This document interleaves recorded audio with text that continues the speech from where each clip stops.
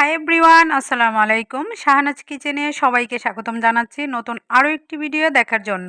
আশা করছি যে যেখান থেকে আমার ভিডিওটা দেখছেন সবাই অনেক বেশি ভালো আছেন, সুস্থ আছেন। আজকে আমি একটি মাত্র ডিম দিয়ে মেয়োনিজ তৈরি করে দেখাবো।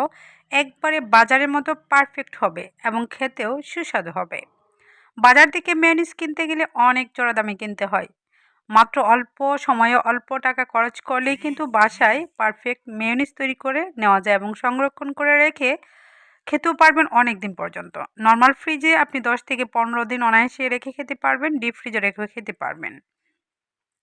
এইখানে আমি একটি ডিম নিয়েছি, গুঁড়া দুধ নিয়েছি, সামান্য একটু লবণ নিয়েছি, চিনি নিয়েছি।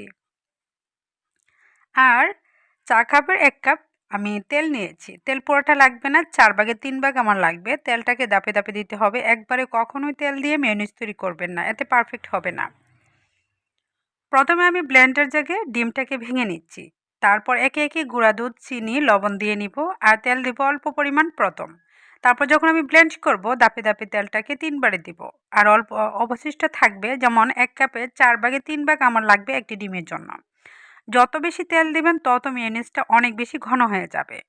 আর একবারে স্পিডে দিয়ে মেয়োনিজ তৈরি করবেন না, বারবার আপনি 30 সেকেন্ড পর পর অন করবেন। এভাবে মেয়োনিজটা আপনি তৈরি করে নেবেন। মাত্র 2 মিনিট সময় দিলেই কিন্তু মেয়োনিজ তৈরি করে নেওয়া যায়। খুবই মজার এবং অনেক টেস্টফুল। একটি এখানে সস দিয়েছিলাম, সসটা অপশনাল, দিতে পারেন, না দিলেও চলবে। তবে সস দিলে খাবারের ফ্লেভার আর স্বাদটা একটু দ্বিগুণ বেড়ে যায়। বাটিতে ঢেলে নিচ্ছি, দেখুন একটি ডিম দিয়ে 1 বাটি মেয়োনিজ তৈরি হয়ে গেল। কেমন লাগলো আজকের রেসিপিটা অবশ্যই কমেন্ট বক্সে কমেন্টে জানাবেন। এই মেয়োনিজটা আপনি ভাজা পোড়ার সঙ্গে খেতে পারবেন, যেমন পিৎজা, তারপর পেঁয়াজু, সিঙ্গারা, পুরি, যেকোনো নাস্তায়, ভাজা পোড়া যেকোনো নাস্তায় কিন্তু মেয়োনিজ খেতে ভীষণ ভালো লাগে। আবার নান রুটি দিয়ে খেতে পারবেন, পরোটার সঙ্গেও খেতে পারবেন, আবার পাউরুটির সঙ্গেও খেতে পারবেন। আপনি যেভাবে খেতে মন চায় সেভাবে আপনি খেয়ে নিতে পারবেন। মেয়োনিজ আপনি পাউরুটি, সাদা রুটির সঙ্গেও খেতে পারেন, ভাজা পনির সঙ্গেও খেতে পারেন। আজকে আমরা সমোসা, সিঙ্গারা, বিভিন্ন ধরনের ডিজাইনের পিঠা বানিয়েছিলাম, সেটার সঙ্গে খেয়ে নিচ্ছি।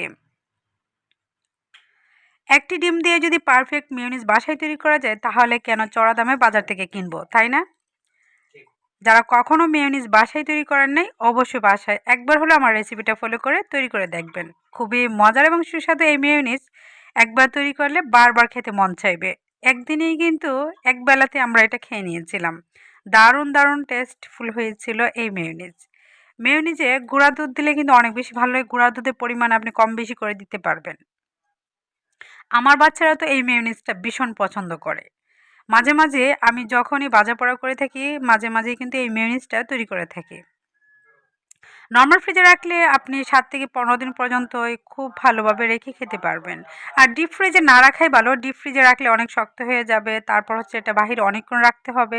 15 দিনের জন্য আপনি রেখে দিবেন, রেখে তারপর খেতে পারেন।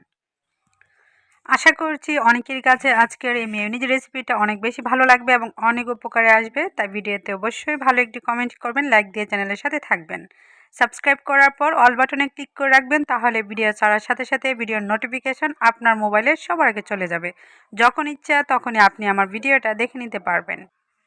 ফেসবুক পেজ থেকে দেখে থাকলে আমার পেজটা ফলো দিয়ে রাখবেন।